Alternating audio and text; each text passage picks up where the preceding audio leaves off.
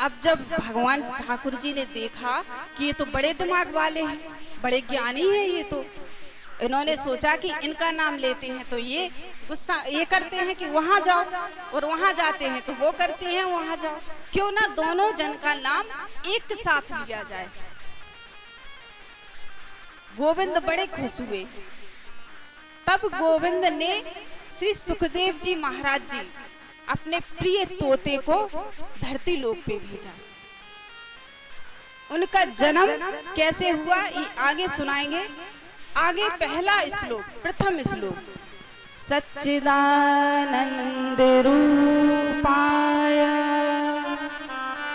विश्वोत्पत्त्यादि Hathaway तापत्रय विनाशाय श्री कृष्णाय वयं नमः। प्रथम श्लोक में श्रीमद् भागवत में भगवान के रूप का वर्णन किया गया है। तो भगवान का रूप कैसा है? बोले सत्य चित्त आनंद। सच्चिदानंद में तीन भेद हैं। सत्य क्या है? सत्य माने भगवान हैं, लेकिन भगवान ब्रह्म स्वरूप है। अब ब्रह्म तो है, लाइट, अगर कोई मशीन है उसमें लाइट नहीं है तो वो तो चेतना नहीं उसमें।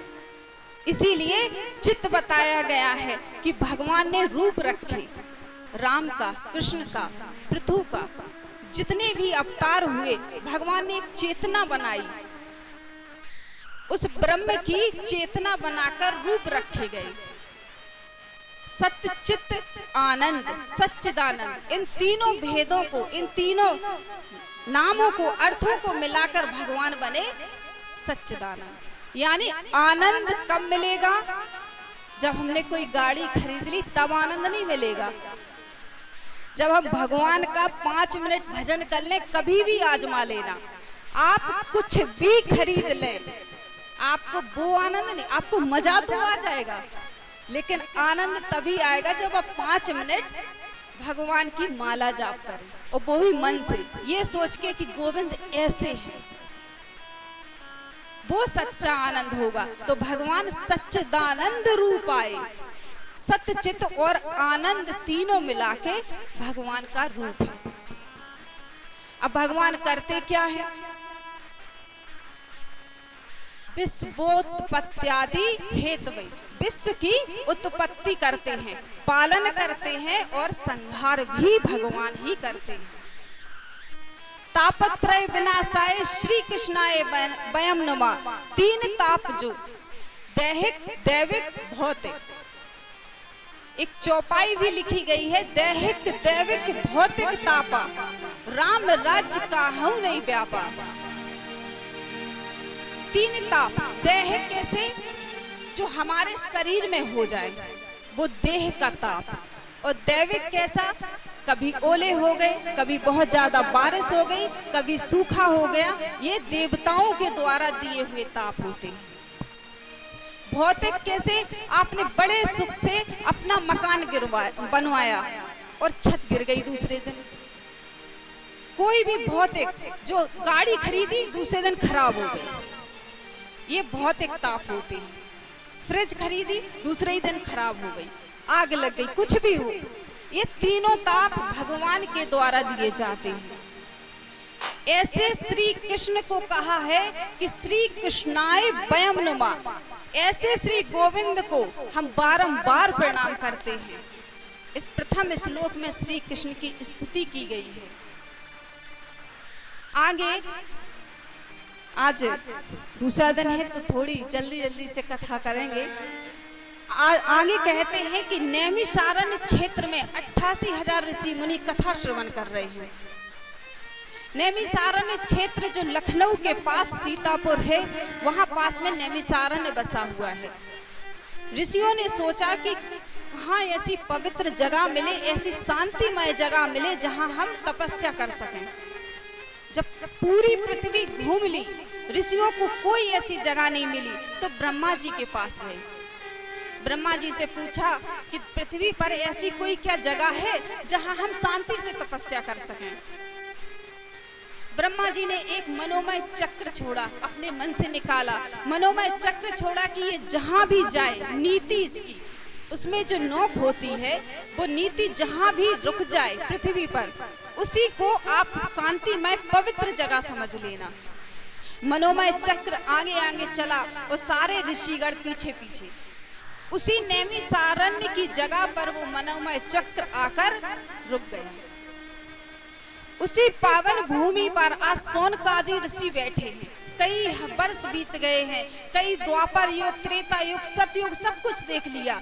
कलयुग में सूत जी महाराज जी जो ये भागवत जी कथा श्रवण करा रहे हैं, द्वापर का अंत और कलयुग का प्रारंभ, दोनों के पहले, दोनों के बीच में श्री सूत जी महाराज जी शौनक आदि ऋषियों को कथा श्रवण करा रहे हैं। शौनक आदि ऋषि वहां बैठे हैं। किसी के कई हजारों वर्ष बीत गए, दाढ़ी हो गई, दीमक लग गया। बीच में श्री सूत जी महाराज जी आ गए जो मात्र 20 वर्ष के हैं। जैसे ही सूत जी महाराज जी आए, सभी वृद्ध जन जितने भी ऋषिगण थे सब खड़े हो गए, प्रणाम करने लगे। सूत जी महाराज जी ने कहा, महात्मन आपने तो कई युग देख लिए और मैं मात्र 20 वर्ष का, आप मेरे लिए खड़े क्यों हो गए हैं? तो ऋषि कहते हैं, कोई दिन बड़ा और कोई गुण बड़ा। दिन से और हजारों वर्षों से कुछ नहीं होता। आपके पास अज्ञान ध्वांत विध्वंस सूर्य कोटि समप्रभा, आपके पास इतना ज्ञान है कि 100 सूर्यों के समान तेज आपसे आपके सामने फीका पड़ जाए, इतना ज्ञान है। इसीलिए कहे सूताख्याहि कथा सारम मम कर्ण रसायनम। हे सूत जी महाराज जी, आप मुझे ऐसी कथा श्रवण कराएं जिससे कानों में अमृत की बूंदें गिरे प्राप्त हो हमें। इतनी सुंदर कथा श्रवण कराएं, क्योंकि आपके पास वो तेज है, वो ज्ञान है।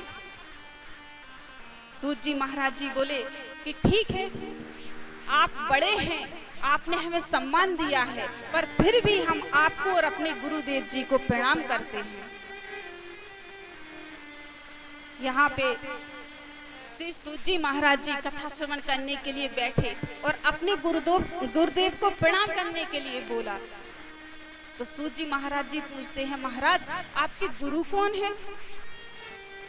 तो सूत जी महाराज कहते हैं, हमारे गुरु श्री सुखदेव जी महाराज हैं। अब सुखदेव जी महाराज जी का नाम लिया तो सुखदेव जी के बारे में सुना था सभी ने कि सुखदेव जी 12 वर्ष बाद अपनी माँ के गर्भ से बड़ी मुश्किल से निकले थे और निकलते ही चले गए, कहाँ गए किसी को नहीं पता। तो शौनकादि प्रश्न करते हैं कि महाराज सुखदेव जी तो आए थे और चले गए और कहते हैं कि वो तो ब्रह्म थे, फिर वो कथा आपके गुरु कैसे हुए? श्री सूत जी महाराज जी जो मैंने अभी पहले कथा श्रवण कराई, सूत जी महाराज जी का सारी कथा सुनाने लगे और आगे कहने लगे कि सुखदेव जी महाराज जी वापस कैसे आए, कैसे हमने उनको गुरु बनाया, कैसे उन्होंने राजा परीक्षित जी को कथा श्रवण कराई। श्री पाराशर जी महाराज की पत्नी थी सत्यवती और उन्हीं के पुत्र थे श्री वेदव्यास जी, और वेदव्यास जी की पत्नी के गर्भ से ही श्री सुखदेव जी महाराज जी का प्राकट्य हुआ। यहाँ सुखदेव जी महाराज जी की कथा सुनने के लिए बड़े उतावले हो गए। शौनकादि ऋषि बोले कि हमें तो पूरी कथा सुनाओ कि सुखदेव जी महाराज जी कैसे जन्मे। श्री सूत जी महाराज जी कहते हैं, ठीक है, नारद जी की एक कथा श्रवण कराते हैं। एक बार व्यास जी महाराज जी बड़े दुखी मन से बैठे हुए थे। नारद जी वहां से निकल रहे थे तो नारद जी ने देखा कि व्यास जी तो बहुत दुखी हैं। पास पहुंचे, बोले व्यास जी आप इतने दुखी क्यों हैं, आपका मुख इतना मलिन क्यों है? व्यास जी बोले, मैंने महाभारत लिख डाली, 1,24,000 मंत्र हैं।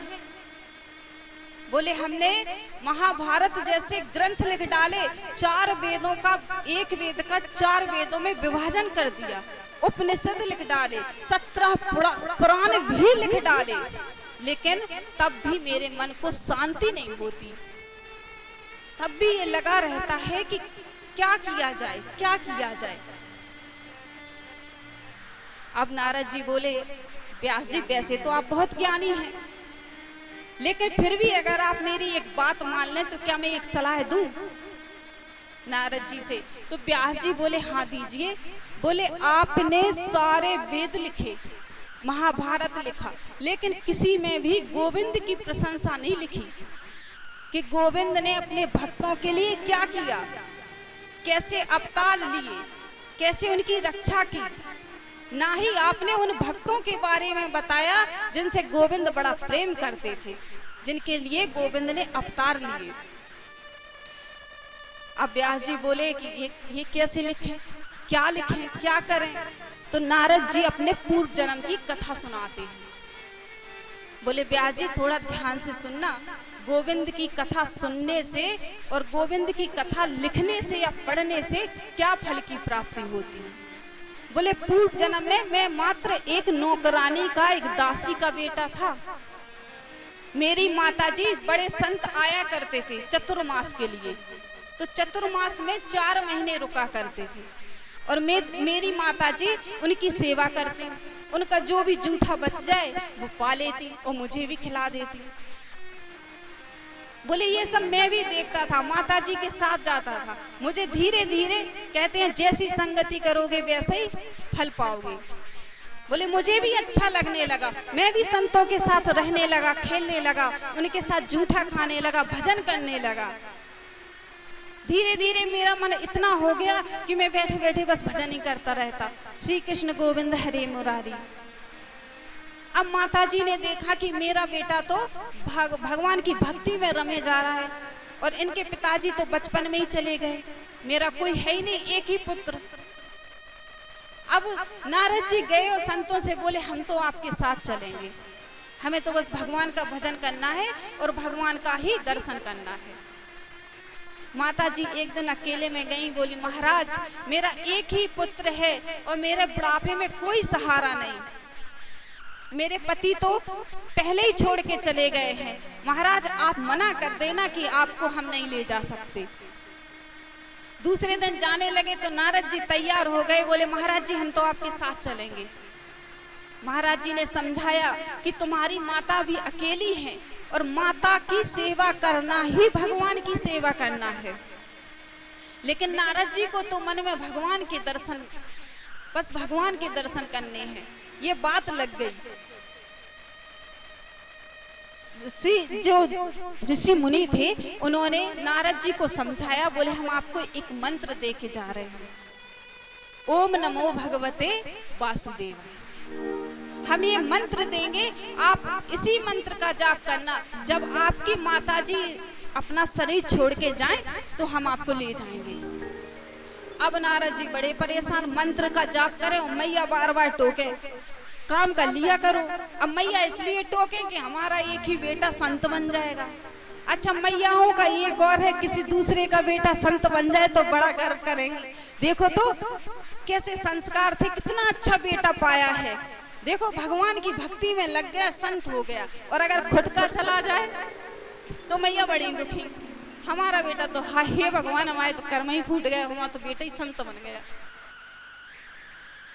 मनुष्य की माया है, मनुष्य कभी किसी भी तरह किसी से भी खुश नहीं होता। अब मैया बड़ी चिंतातुर हो, मैया दिन भर अपने बालक को देखे कि ये तो भगवान का भजन करने लगा, ऐसा ना हो छोड़ के चला जाए, बाबा बन जाए, साधु बन जाए। मैया बार बार बीच बीच में टोक दे। अब बालक बड़ा परेशान हो, बालक एक बात और सोचने लगा, हे भगवान मेरी मैया उठा लो, हे भगवान मेरी मैया उठा लो। अब प्रार्थना करने लगे, मैया चली जाएंगी तो हम स्वतंत्र होके अपना भजन करने लगेंगे।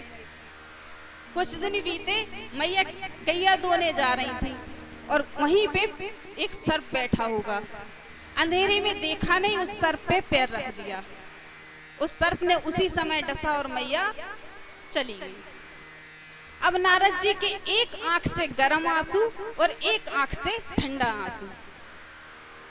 जब कोई चिंता हो या कोई दुख हो तो हमारी आंखों से हमेशा गर्म आंसू निकलेंगे। और जब कोई खुशी के आंसू निकले तो वो हमेशा ठंडे होते हैं। तो किसी ने पूछा, किसी संत ने कहा कि एक आंख से गर्म और एक आंख से ठंडा क्यों? आंखें तो दो एक साथ ही हैं, हमेशा एक जैसा ही काम होना चाहिए। तो बोले एक आंख से इसलिए ठंडा कि खुशी हो रही थी, मैया चली गई, अब आराम से भजन करेंगे। और दूसरी आंख से इसलिए गर्म कि दुख हो रहा था कि इस मैया ने तो मुझे जन्म दियो था, अब छोड़ के चली गई, अब हम अकेले हो गए। नारद जी ने सारे क्रियाक्रम अपने मैया के किए और जंगल जाकर उसी मंत्र का जाप करते रहे, ओम नमो भगवते वासुदेव। अब मन में लालसा थी कि भगवान के ही दर्शन पाने हैं। जब किसी बात पे भगवान कहते हैं सच्चे मन से अगर कोई बात ठानी जाए तो वो होगी ही। भगवान ने छोटी सी झलक छाया रूप में अपनी झलक दी। नारद जी बड़े उतावले हुए, इतने छोटे से रूप में कोई मूर्ति आए और चली जाए, हमने उसको जी भर के देख भी ना पाया हो, और मन में लालसा थी कि हम भगवान के दर्शन करेंगे। नारद जी वहीं बैठकर रोने लगे। तब आकाशवाणी हुई कि इस शरीर को आप तपस्या में लीन रखें, जब ये शरीर छोड़ के चला जाएगा तो भगवान आपको दोबारा से दर्शन देंगे। अब नारद जी अपने मरने का इंतजार करें, तपस्या करें और सोचें कि हमारा ये शरीर छूट जाए तो दूसरे जन्म में हमें भगवान की प्राप्ति हो जाएगी। नारद जी तपस्या करते रहे। एक दिन ऐसा आया कि तपस्या करते करते ही नारद जी का शरीर छूट गया। वही नारद जी, वही दासी के पुत्र ने इतनी तपस्या की थी कि अगला जन्म ब्रह्मा जी के मानस पुत्र के रूप में हुआ। ब्रह्मा जी ने जब सृष्टि की रचना की तो 10 पुत्रों को बनाया, अवतार किया। उन्हीं 10वें पुत्र में श्री नारद जी का भी अवतार होता है। अब सोचिए कि ब्रह्मा जी के मानस पुत्र के रूप में एक दासी का पुत्र जन्म ले, और ऐसा कि सारा ब्रह्मांड नारद जी को जाने, नारद जी को माने, तो भगवान के भजन में इतनी शक्ति होती है। नारद जी ने वेद व्यास जी से कहा कि आप भी गोविंद के श्री चरणों में मन लगाइए, उनके भक्तों की कथा लिखिए, क्योंकि भगवान कहते हैं कि भक्त के मन में तो भगवान विराजे हैं, लेकिन भगवान के मन में भी तो भक्त ही विराजे हैं। जब तक हम भक्ति नहीं करेंगे भगवान को कौन पूछ रहा है? भगवान मैया बैठी हैं, हमारे मन में ये उमंग है कि मैया साक्षात विराजी है, और हम ही अपने मन से सोच लें मात्र पत्थर है, एक मूर्ति है। भगवान श्री नारद जी भगवान के बारे में वर्णन करते हैं और व्यास जी को चतुश्लोकी भागवत जी देते हैं, 4 श्लोक देते हैं जो ब्रह्मा जी ने नारद जी को दिए थे, और वही ब्रह्मा जी को यही चतुश्लोकी भागवत जी नारायण भगवान ने दी थी। इन्हीं 4 श्लोक को व्यास जी महाराज जी को नारद जी देते हैं और वहां से चले जाते हैं। इन्हीं 4 श्लोक से भागवत जी के 18,000 श्लोक श्री वेद व्यास जी भागवत के रूप में वर्णन कर देते हैं। वेद व्यास जी जब भागवत लिख लेते हैं तो उन्हें मन में विचार आता है कि ये भागवत जी किसी योग्य के हाथ में दी जाए, जो कलयुग में घर घर में विराजमान कर दे, ऐसे व्यक्ति को दी जाए। लेकिन किसको दें? वेद व्यास जी को अपने पुत्र की याद आ गई, सुखदेव जी महाराज जी की। यहाँ परीक्षित जी पूछते हैं कि महाराज आप तो चले गए थे, फिर आप वापस कैसे आए कि वेद व्यास जी ने आपको 18,000 श्लोकों की भागवत जी दी? तो श्री सुखदेव जी महाराज, देखिए 2 जगह कथा चल रही है, एक परीक्षित जी को सुना रहे हैं सुखदेव जी महाराज, और एक सूत जी महाराज जी सुना रहे हैं शौनक आदि ऋषियों को। तो यहाँ पे सुखदेव जी महाराज जी कहते हैं कि राजन, हम आपको अपनी कथा सुनाते हैं कि कैसे हम वापस आए। वेद व्यास जी ने सोचा कि इसमें तो मेरे ही पुत्र सबसे अच्छी कथा का वाचन कर सकते हैं, श्री सुखदेव जी। अब व्यास जी बुलाए कैसे, कहाँ हैं, कैसे हैं, किसी को नहीं पता। अपने शिष्यों को 2 श्लोक सुना अच्छी तरह से याद करवाते हैं और बोले जंगल में जाना और ये 2 श्लोकों का गान करना। उनके शिष्य गए और जंगल में बड़ी जोर जोर से वो 2 श्लोक गाने लगे। श्री सुखदेव जी महाराज जी के कान में वो श्लोक पहुंचे तो श्री सुखदेव जी कहते हैं, आहा, इतने सुंदर भगवान, मोर मुकुट है, कानों में कुंडल है, गले में वैजंती माला है, इतने सुंदर है भगवान, बड़े बड़े विशाल नयन हैं, उनमें काजल लगा है, गोपियों ने घेर रखा है, इतने सुंदर भगवान। अब सुखदेव जी को मन में विचार आया, जो इतना सुंदर होगा उसको अहंकार भी तो होगा, मैं जाऊंगा, पता नहीं वो मुझसे बात करेंगे या नहीं। तो दूसरे शिष्य ने दूसरा श्लोक बोला, अहो बकीयम स्तन कालकूटम, बोले ऐसी हमारे गोविंद इतने दयालु हैं कि जब पूतना अपने स्तनों में जहर लगा के आई मारने के लिए, तो भी हमारे गोविंद ने क्षमा करके माता की गति दे दी, इतने दयालु हैं। श्री सुखदेव जी महाराज जी वहां से उठे, बाहर निकले, उन शिष्यों से कहा कि आपके पास इतने सुंदर श्लोक कहां से आए, मुझे और सुनना है। जब ये कहा तो शिष्य कहने लगे कि अब तो सुखदेव जी महाराज जी को उतावलापन हो रहा है, उमंग आ रही है। बोले आप हमारे महाराज जी के पास चलिए, ये तो मात्र 2 श्लोक हैं, उनके पास ऐसे ही सुंदर 18,000 श्लोक हैं। श्री सुखदेव जी साथ आ गए। जैसे कुटिया में व्यास जी महाराज जी के पास पहुंचे तो व्यास जी ने सोचा क्यों ना अभी परीक्षा ले ली जाए कि हम जो फैसला कर रहे हैं, हम जो निर्णय कर रहे हैं कि सुखदेव जी को ही ये श्लोक देने चाहिए, वो सही है या नहीं, वरना इस संसार के लोग कहेंगे अपना पुत्र था इसलिए अपनी संपत्ति दे दी। वेद व्यास जी ने जनक जी के पास भेजा, जनक जी के पास परीक्षा लेने के लिए भेजा। जनक जी ने बाहर ही खड़ा कर होने को कहा, बोले 2 दिन खड़े रहिए, हमारे पास अभी समय नहीं है। सुखदेव जी महाराज जी के दरवाजे के बाहर खड़े हैं। जैसे ही 1 दिन पूरा हुआ तो शाम के समय जनक जी ने अपने शिष्य से कहा, अपने द्वारपाल से कहा, जाओ उन महाराज को देख के आओ, क्या उनके चेहरे पे गुस्सा है, दुख है, कोई ग्लानि है कि हम यहाँ खड़े हैं या नहीं, वो हैं अभी या चले गए। द्वारपाल गया, अंदर आया, बोला राजा अब कैसे बताएं, वही मुस्कान लिए खड़े हैं जैसे आए थे। बोले बिल्कुल ग्लानि नहीं है, ना बैठे हैं ना उस जगह से हटे हैं, वही उसी जगह पे आप खड़ा करके आए थे, वही मुस्कुराते हुए खड़े हैं। राजन बोले अच्छा ठीक है। 1 दिन और बीत गया, 2 दिन हो गए। राजा बोले जाओ देख के आओ वो महाराज जी चले गए या नहीं। वो द्वारपाल फिर आया, फिर देख के गया, बोला महाराज ऐसा संत है कि मुस्कुरा रहा है, वो दिव्यता झलक रही है, ऐसा लग रहा है साक्षात भगवान खड़े हैं। राजन को बड़ी लज्जा आई कि देखो हमने ऐसे ब्रह्म स्वरूप श्री सुखदेव जी को आज परीक्षा के लिए बाहर खड़ा रखा है। बोले जाओ उनको अंदर ले आओ। श्री सुखदेव जी महाराज जी को अंदर बुलाते हैं, प्रसन्नता के साथ खड़े हैं। राजा महाराजा ने इतनी सुंदर सुंदर अप्सराएं, गंधर्व, गाना बजाने वाले सब लगा दिए। किसी तरह तो ये परिवर्तन आएगा, किसी तरह तो इनका मन भटकेगा। सुंदर अप्सराएं नाच रही हैं। सुखदेव जी महाराज जी को राजन ने इशारा किया कि बैठ जाओ। जैसे सिंहासन पर बैठे तो एक सुंदर सी अप्सरा आकर जंघा पर बैठे। सुखदेव जी महाराज जी पे कोई असर नहीं हुआ, क्योंकि सुखदेव जी स्त्री पुरुष का तो भेद ही नहीं जानते थे। उनका तो एक ही था कि भगवान ही सत्य है, भगवान ही मध्य है, भगवान ही प्रारंभ है और अंत में भगवान ही अंत होंगे। मतलब भगवान से पहले कोई नहीं, भगवान से बीच में कोई नहीं और भगवान के बाद में भी कोई नहीं। हम मृत्यु लोक में रहते हैं। ये पृथ्वी जो सुंदर दिख रही है, इसे भगवान के खेल है, इसे भगवान की माया है।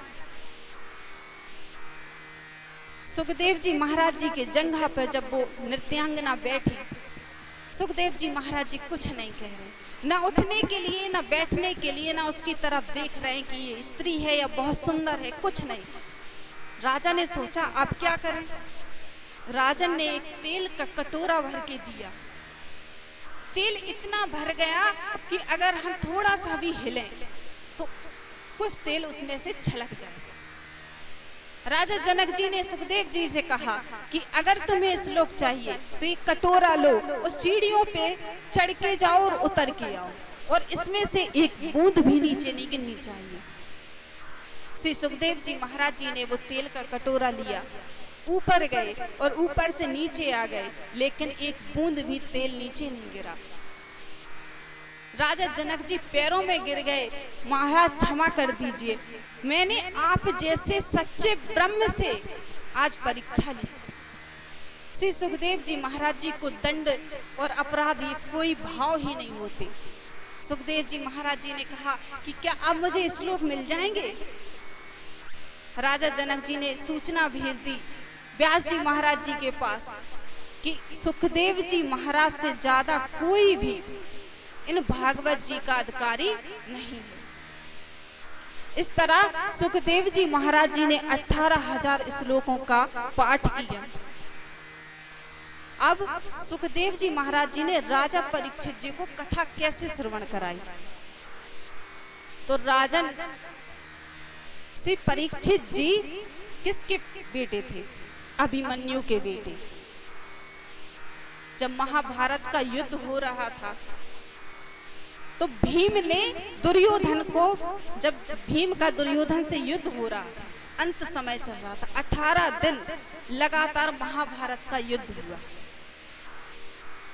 तो भीम ने कृष्ण को इशारा किया कि हम ज्यादा दुर्योधन को नहीं झेल पाएंगे, क्योंकि ये दाऊ भैया ने सिखाया है गदा चलाना, इन्हें इनकी गदा दाऊ भैया ने सिखाई है, दाऊ भैया गुरु है इनके। तो हे गोविंद बचा लियो, कब से लड़वा रहे हो, नहीं तो ये मुझे ही मार दे।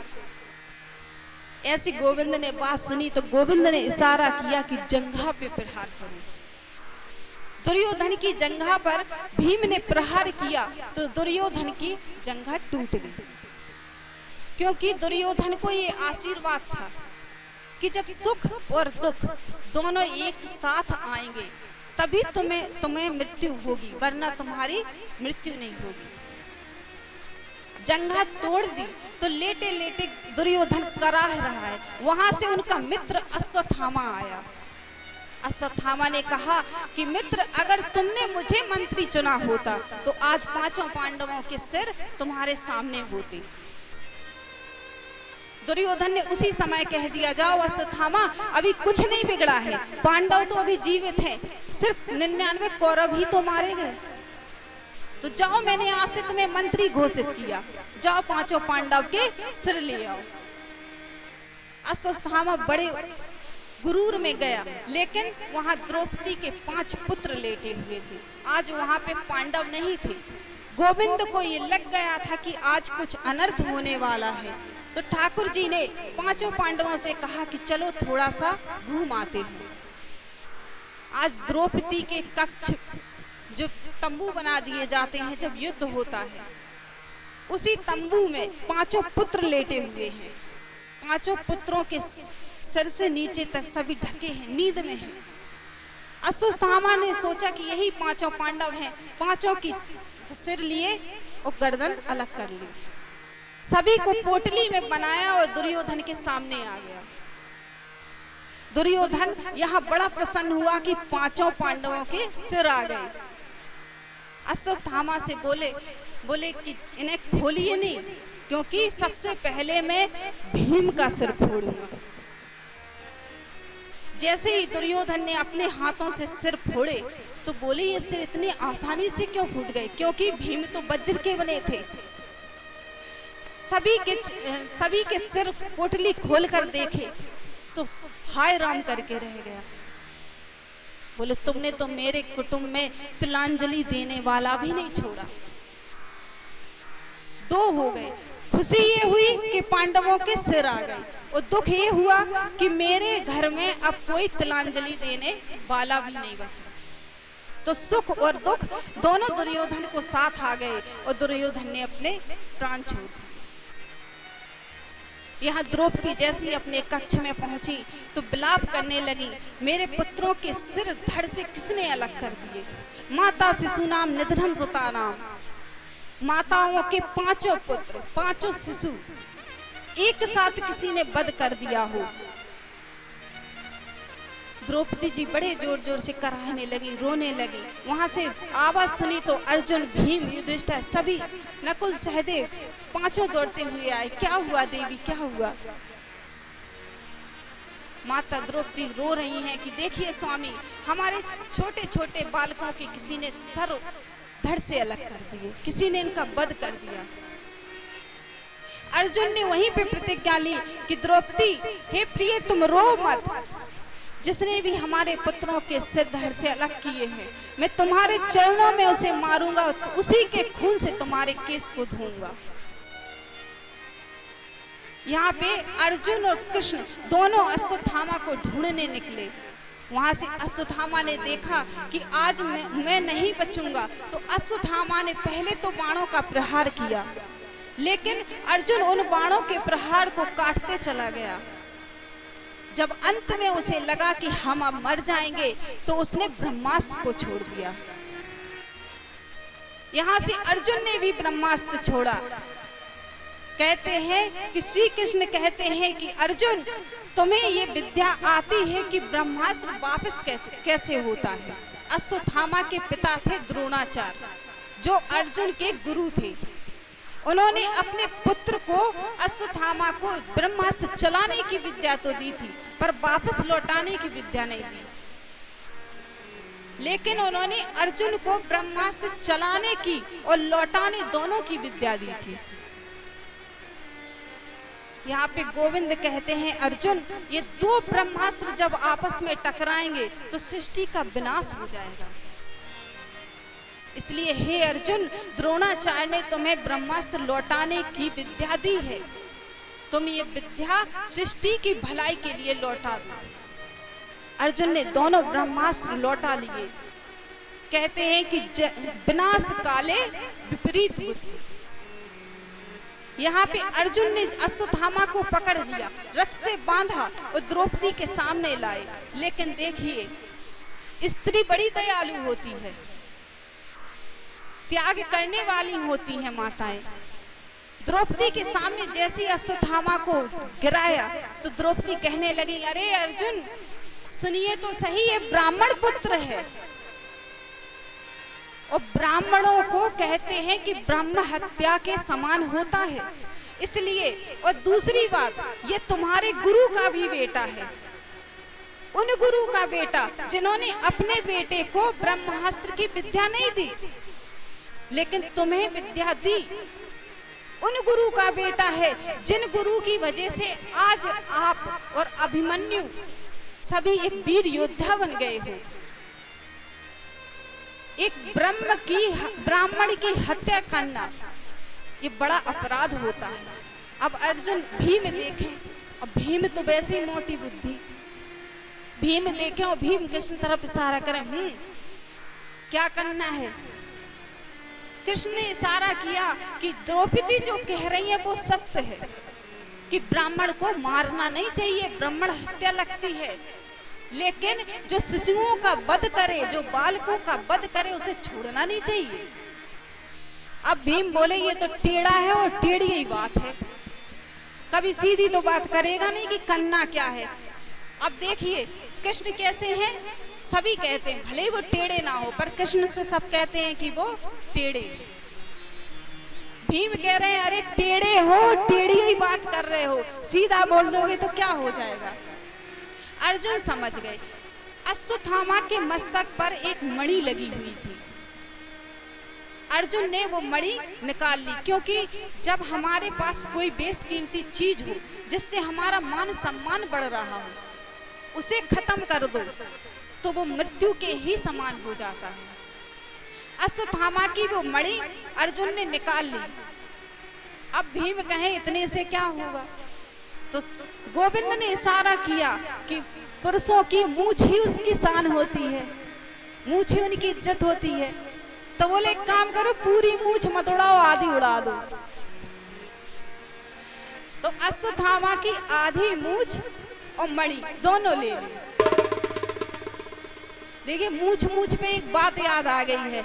एक बड़े अच्छे संत हैं जो कथा करते थे, बोले आज के जमाने में फैशन चल गई, अब लड़के नहीं हो गए, इधर से उड़ा देंगे सारे बाल और इधर पे एक गुच्छा जैसा ऐसा कुछ। अब ये फैशन है, देखिए उसमें बुराई वाली बात नहीं है, चलन है ये। जिसके आधे बाल उड़े हैं, एक तरफ बहुत सारे बाल हैं, समझ जाओ वो बहुत ज्यादा पढ़ा लिखा है और वो इस देश का नहीं है, दूसरे देश से आया है। तो वो संत बाबा रोज देखें, नए नए लड़कों को देखें, भैया कभी इधर से बाल हैं बहुत सारे और इधर से बिल्कुल नहीं है, और कभी इधर से लाइन निकाल ली 3 है, ऐसी बात है ना। हाँ, तो इधर से 3 लाइन निकाल ली और इधर पे पूरे गंजे हो गए और इधर पे एक मांग निकाल के बहुत सारे बाल हैं इधर। और बोले अब कैसे बाल हो गए, पहले सफेद बाल हो जाते थे तो बालों को काला कर लेते थे, अब बिना सफेद के काले बालों को नीला करेंगे, हरा करेंगे, लाल करेंगे, हैं गुलाब